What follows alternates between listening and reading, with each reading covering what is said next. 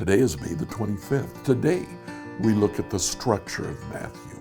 Following our emphasis for this week, we're looking at the structure of the Gospels that we've been talking about.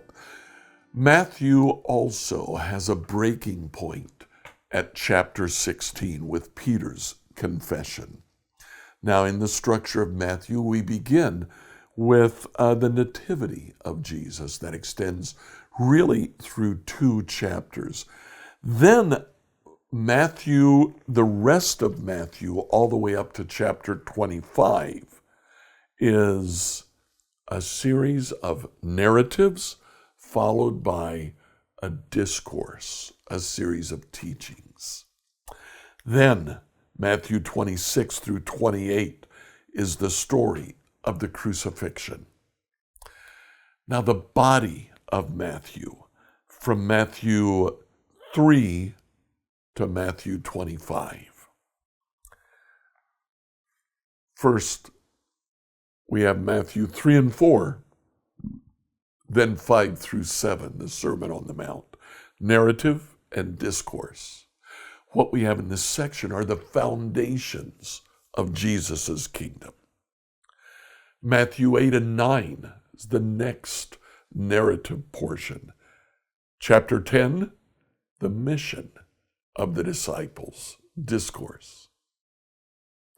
The next section, Matthew 11 and 12, followed by discourse in chapter 13, where Jesus gives parables of the seed.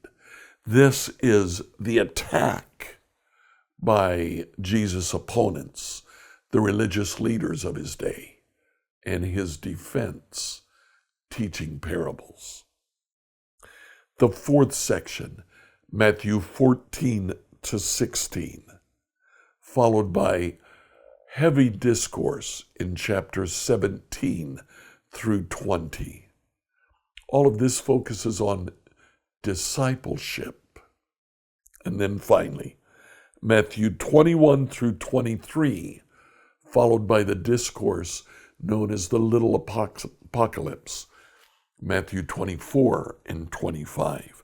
In all of this section, Jesus is teaching about the end times. 5 sections. Here, some see the Torah. And indeed, when we look at the book of Matthew, we see ways that Jesus' life and ministry are compared to the story of Israel departing Egypt and entering the promised land. What do we do about this today? Recognize the relationship between the story of Jesus and the Old Testament.